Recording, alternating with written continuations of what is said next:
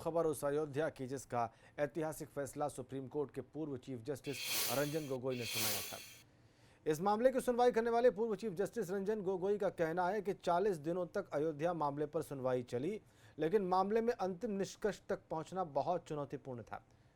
Justice Gogoi ने पत्रकार माला दीक्षित की किताब अयोध्या से अदालत तक भगवान श्री राम के विमोचन कार्यक्रम में भेजे लिखित संदेश में ये बातें कही हैं। आपको बताएं कि लंबे अरसे से विस्तृत सुनवाई के इंतजार में रुके राम जन्मभूमि मामले ने बतौर चीफ जस्टिस रंजन गोगोई के कार्यकाल में तेजी पकड़ी। उन्होंने सुनवाई के लिए 5 जजों की बेंच का गठन किया और लगातार सुनवाई का फैसला किया और इसके बाद 40 दिनों तक लगातार सुनवाई चली।